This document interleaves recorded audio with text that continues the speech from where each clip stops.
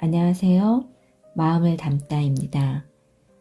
오늘 소개할 책은 출판사 빌리 버튼에서 펴낸 최정윤 작가의 엄마를 위한 미라클 모닝입니다.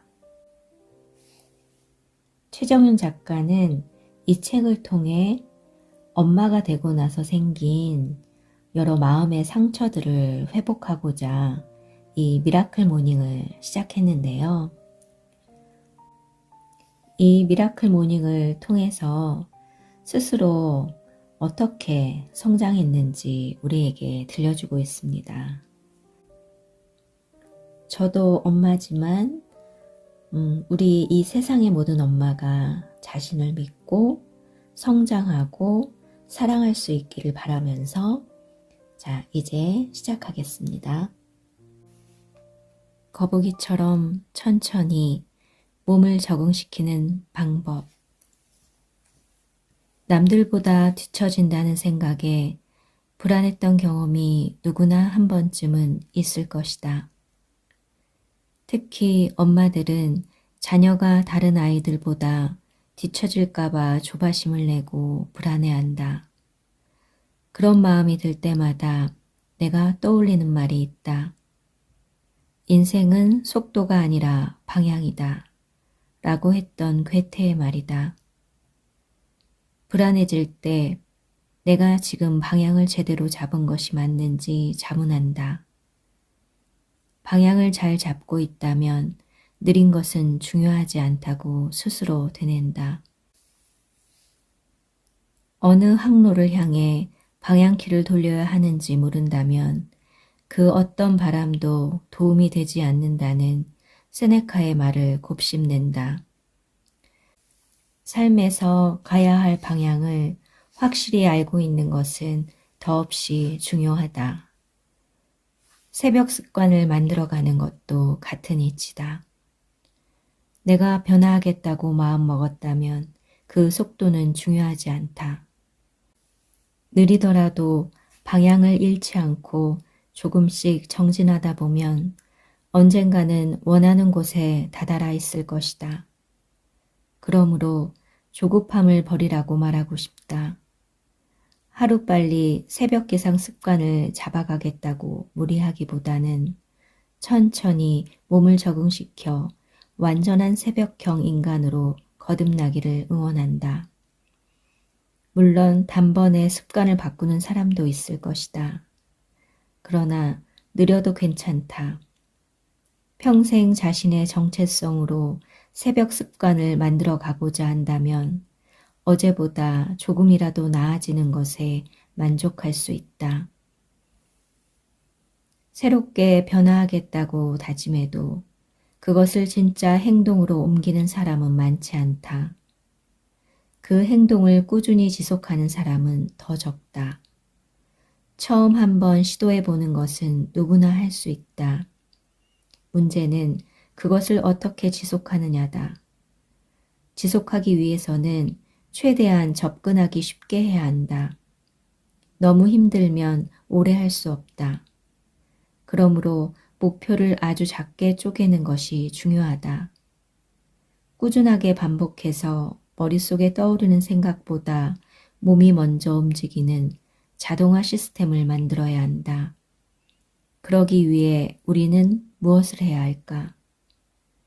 가장 먼저 기상 시간을 일주일에 10분씩 천천히 앞당긴다. 평소 수면 시간을 유지하려면 기상 시각만 앞당기는 것이 아니라 취침 시각도 함께 앞당겨야 한다. 대부분 아침에 일찍 일어나지 못하는 이유가 취침 시각을 앞당기지 못해서다. 그러므로 접근이 쉽도록 목표치를 낮추자. 나는 10분 앞당긴 시각을 일주일간 유지하며 몸이 적응할 때까지 충분한 시간을 주었다. 급하게 바꾸면 몸에 무리가 될 수 있다. 무리하면 힘들고 힘들다고 느껴지면 그만두고 싶다는 생각이 들 수밖에. 천천히 몸을 적응시켜야 일상생활에 무리가 가지 않는다. 평소에 나는 6시 반에서 7시 사이에 일어났다. 그래서 처음에는 6시 30분, 그 다음 주는 6시 20분, 이런 식으로 6시 때 기상을 먼저 훈련했다. 그러고 나서 어느 정도 몸이 적응되었을 때 다시 조금씩 앞당기면서 5시에 시작하는 루틴을 만들었다. 5시에 일어나려면 취침 시각 또한 10시로 앞당겨야 했다. 새벽 시간을 더 확보하고 싶은 욕심에 4시 반까지 기상 시각을 앞당길 때는 더욱 느리게 몸을 적응시켰다. 일주일에 5분씩 기상 시각을 앞당겼다. 취침 시각은 9시 반, 아무리 늦어도 10시다. 현재는 큰 변화 없이 그 시간을 유지하고 있다. 두 번째, 주말도 빠짐없이 실천한다. 규칙적인 습관을 만들기 위해서는 주중과 주말 구분이 없어야 한다. 평일에만 일찍 일어나는 사람과 매일 일찍 일어나는 사람 중 누가 더 많이 행동을 반복할까? 아주 작은 습관의 힘에서도 습관을 형성하는 데에는 들인 시간보다 그 습관을 실행한 횟수가 더 중요하다고 말한다. 당연히 주말에도 일찍 일어나는 사람이야말로 새벽형 인간이라는 정체성에 가까워질 수 있다. 주말이라고 아침잠을 늘어지게 자면 다시 평일 루틴을 실천하려고 해도 생체 시계가 오작동한다. 우리나라와 시차가 큰 나라로 해외여행을 가면 첫날 적응하는데 굉장히 힘들다. 처음에는 낮에도 계속 졸음이 쏟아져 여행의 질이 떨어진다. 이처럼 새벽 기상도 급격한 변화를 자주 주면 혼란이 온다. 그래서 나는 주말 밤에 늦게 잠들었다고 해도 기상 시각이 되면 일단 일어나서 평소 루틴을 유지했다. 그리고 부족한 수면 시간은 낮잠으로 채우거나 그 다음 날 아주 일찍 잠자리에 들었다. 그러나 리듬이 바뀌는 상황이 부득이하게 며칠간 계속된다면 차라리 아침에 푹 자서 컨디션을 회복하는 것이 낫다. 나도 4박 5일 캠핑과 같이 몸이 무리하는 기간에는 새벽 기상을 고수하지 않고 아침잠을 푹 잤다. 컨디션이 안 좋은 날마저 반드시 할 필요는 없다. 며칠 걸리더라도 충분히 쉬고 다시 시작하라고 말하고 싶다. 잠시 쉬어도 몸에 익은 습관은 금방 돌아올 수 있다. 세 번째, 기상시각과 한 일을 기록한다. 기록하지 않았을 때는 꾸준히 하지 못했다. 작년부터는 일어난 시각, 새벽에 하는 일의 리스트를 만들고 매일 체크했다. 헤비 트래커를 만들어 두면 편하다. 앱을 활용할 수도 있다. 체크표가 쌓여가며 동기부여가 되고 작은 성공의 누적을 눈으로 확인하며 성취감을 느낀다. 처음에는 기상시각과 해야 할 일에 체크만 하다가 점차 구체적으로 숫자와 내용도 적기 시작했다. 물을 몇 잔 마셨는지, 무슨 책을 읽었는지 등등. 내가 새벽에 해야 하는 일 목록 위에 그 일이 어떤 정체성을 만들어주는지, 내 인생의 핵심 가치와 어떤 연결고리가 있는지 함께 적어두면 더 좋다. 글쓰기라는 목록 위에는 작가라는 꿈을 함께 적고 명상 위에는 알아차림, 깨어있기 라고 궁극적인 일의 목적을 적어두었다. 네 번째, 주변의 새벽 기상을 공언한다. 공언하면 더 큰 의지가 생긴다. 타인에게 보이는 이미지와 내 모습을 일치시키려 하기 때문이다. 저는 새벽 4시 반에 일어납니다. 라고 말하고 나면 그 말을 지키기 위해 더욱 고군분투한다. 가족들의 도움도 얻을 수 있다. 저녁 일과는 대부분 가족과 보내기 때문에 가족들의 이해가 꼭 필요하다. 내가 새벽 기상을 봉헌했더니 남편은 평소 아이가 잠들고 나서 함께 보내던 시간을 양보해 주었다. 덕분에 일찍 자고 일찍 일어날 수 있었다. 그 대신 일주일에 한 번은 조금 늦게 잠들더라도 밤에 남편과 둘만의 대화 시간을 꼭 가졌다. 친한 지인들에게 공언하면 저녁에 무리한 약속을 잡지 않을 수 있다. 처음에는 쉽지 않았지만 9시가 넘으면 졸려서 눈꺼풀이 내려가는 나를 보고 점점 이해해주는 분위기로 바뀌었다. 일찍 잠드는 것을 알게 되자 밤에 오는 연락도 줄었다. 중요한 일정은 되도록 점심 약속으로 조정하고 저녁에는 가족과 함께 차분하게 하루를 마무리하는 습관을 만들었다. 타임스탬프 앱을 활용해서 시각이 나오는 인증사진을 찍어 SNS에 올리는 것도 효과적이다. 고온의 효과와 비슷해서 더욱 빠짐없이 실천하려는 의욕을 불러오고 비슷한 활동을 하는 사람들의 응원을 받을 수 있다. 조급해하지 말고 느리게 또 천천히. 섹스피어는 신중하되 천천히 하라. 빨리 뛰면 결국엔 넘어지고 만다 라는 말을 남겼다. 빨리 목표에 다다르고 싶은 조급함은 결국 실패를 만든다는 것을 현인들은 알고 있었다. 새벽 기상을 시작하는 것도 마찬가지다. 빨리 목표에 다다르고 싶은 조급함을 버린다면 누구나 성공할 수 있다. 조급함은 비교에서 온다. 남들이 먼저 시작하고 빨리 성공했다고 해도 그들과 비교하지 않아야 한다. 타인과의 비교는 내 마음을 자해하는 것이다. 꽃이 저마다 피는 시기가 다르듯 나는 나만의 타이밍이 있다.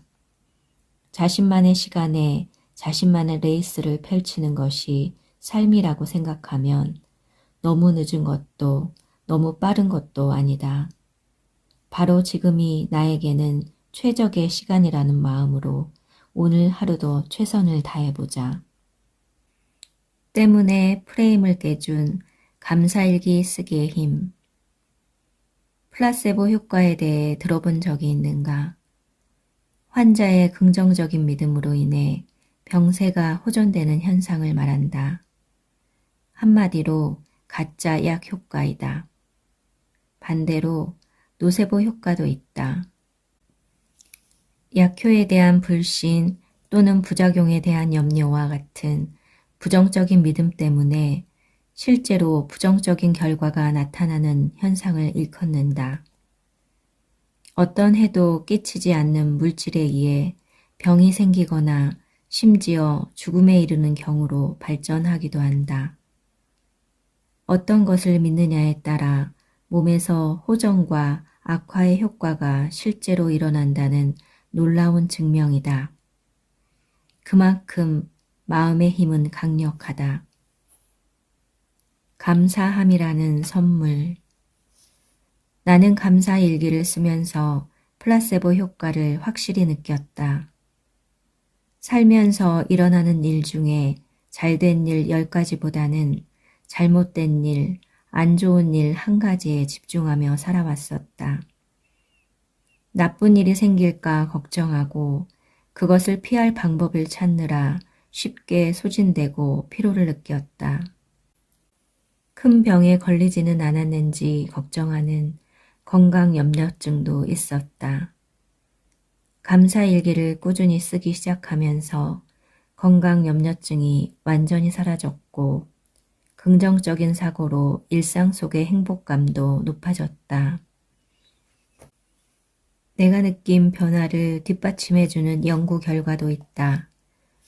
미국의 브리검영 대학의 심리학 연구에 따르면 4주간 긍정적 일기를 쓴 그룹과 단순히 그날 있었던 일에 대해 기록한 그룹을 비교해 보았더니 긍정 일기를 쓴 그룹의 행복도와 생활 만족도가 높았다.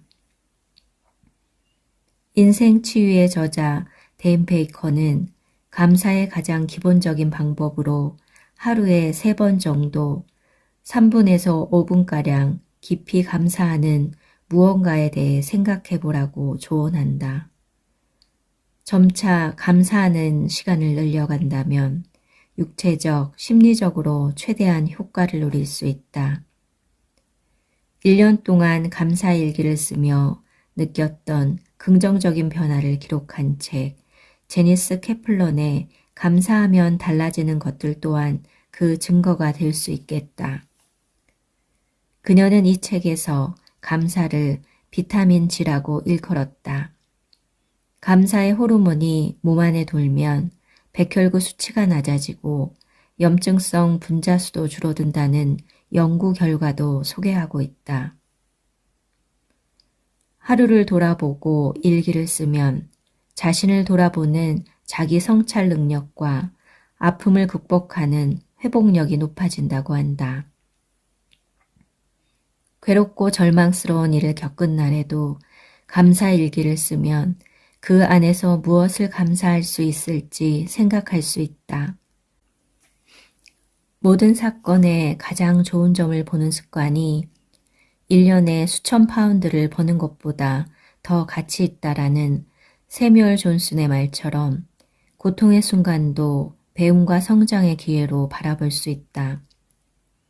어제의 하루가 아무리 힘들었어도 새벽에 일어나 감사할 것을 찾으면 정신이 맑아지고 행복해진다. 감사일기 쓰는 법. 처음 감사일기를 시작했을 때는 꾸준히 쓰지 못했지만 새벽 기상이라는 핵심 습관을 다지고 나서는 다른 습관들을 연결지어 만들어가는 것이 훨씬 수월했기에 감사일기도 2020년 말부터는 하루도 빠짐없이 쓰고 있다. 나는 감사일기를 이렇게 쓴다. 첫째, 감사일기를 손으로 적는다. 타이핑해서 온라인상에 기록해 보기도 했지만 펜으로 쓸 때 심리적 안정감이 훨씬 더 크게 느껴졌다. 일본 도쿄대학 구니요시 사카이 교수 연구진 연구에 따르면 종이에 글을 쓸 때 뇌 기억 부위, 해마의 활동이 가장 활발하다고 한다. 손으로 필기할 때만 뇌의 브로카 영역이 활성화된다는 연구도 있다. 손으로 감사일기를 쓰면 더욱 효과가 좋을 수밖에 없다. 둘째, 일정한 시각에 꾸준히 적는다. 새벽에 하나의 의식처럼 경건한 마음으로 한다. 예전에도 여러 번 시도했지만 얼마 못 가서 그만둔 것은 루틴으로 만들지 못했기 때문이었다. 처음에는 자기 전에 감사일기를 적었다. 다이어리 끄트머리 작은 공간에 감사할 일 3가지 정도를 짧게 적고 잤다. 하루를 감사일기로 마무리하는 것도 물론 좋다. 그러나 저녁 시간은 가족과 함께 하다 보니 자주 빠지는 날이 생겼다. 그래서 새벽에 일어나 적기 시작했더니 하루도 빠짐없이 꾸준히 할 수 있었다. 일정한 시각에 하는 것을 잡고 있는다면 감사일기 쓰기 알람을 해두는 방법도 좋다. 셋째, 감사일기의 범주를 노트 맨 앞에 붙인다. 타이탄의 도구들과 생각의 각도를 읽고 참고해서 나만의 감사일기 범주를 노트 맨 앞 페이지에 붙여놓았다. 1. 나에 대한 감사, 건강, 성장, 깨달음, 알아차림, 기회. 2. 남에 대한 감사, 도움, 배움, 새로운 경험 등. 3. 세상에 대한 감사, 당연하다고 여겼던 것, 주변 환경, 물건 등. 범주를 참고하니 감사할 것을 더 쉽게 찾을 수 있었다. 4. 감사할 것 개수를 늘려간다. 기본으로 3가지를 적다가 점차 적응되면 5가지로 늘린다. 물론 더 적어도 좋다. 3가지는 금방 적지만 2개를 더 적기 위해서는 좀 더 오랜 시간 일상을 돌아봐야 한다. 그만큼 플라세보 효과를 펼칠 시간이 늘어나는 것이다. 이제는 10분이면 충분히 5가지를 찾을 수 있다. 5번째, 내게 충족된 느낌과 욕구를 찾아 함께 적는다. 비폭력 대화에서는 대화에서 칭찬보다는 감사로 마음을 표현하기를 권한다. 진정한 감사는 누군가의 말이나 행동, 그로 인한 내 느낌, 내게 충족된 욕구, 그리고 감사로 표현하는 것이라고 말한다. 칭찬에는 개인적인 평가나 판단이 들어가지만 감사는 그렇지 않다. 순수한 감사의 표현으로 전달할 때 나와 상대가 모두 온전하게 그 감사를 누릴 수 있다. 그래서 나는 감사일기를 쓸 때도 내게 충족된 느낌과 욕구를 함께 적으려고 노력한다. 책상 앞에 붙어 있는 느낌말 목록과 욕구 목록을 보고 참고해서 쓴다. 예를 들면 이런 식이다. 계획했던 일을 모두 마무리할 수 있어 감사합니다. 성과를 이루어 기쁘고 뿌듯하고 상쾌한 기분이 들어 감사합니다. 소박한 반찬의 집밥이지만 맛있게 먹어주는 가족에게 감사합니다. 요리에 흥미가 없는 나도 할 수 있다는 용기를 주는 가족 덕분에 힘이 나서 감사합니다.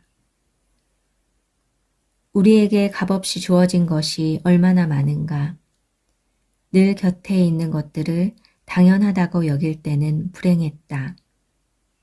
그러나 세상에 당연한 것은 아무것도 없음을 감사일기를 쓰며 깨달았다. 당연했던 것들이 귀하고 소중해지면 일상의 생기가 돌며 소소한 즐거움이 늘어난다. 사람이 얼마나 행복한가는 그의 감사함의 깊이에 달려있다라고 한 존 밀러의 말처럼 진정한 행복을 찾게 해주는 것이 감사일기다. 과거에는 최악의 시나리오를 상상하며 시도하기 두려워할 때가 많았다. 이제는 일단 도전하는 용기와 자신감이 생겼다. 그 바탕에는 감사일기가 있다. 매일 아침 5분의 투자로 플라세보 효과를 느끼며 행복해지는 습관을 만들어가자. 새로운 세상이 열린다.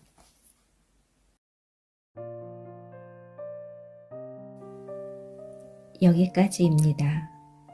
오늘도 살아내느라 수고 많으셨습니다. 당신은 이대로도 충분합니다. 편안한 밤 되세요.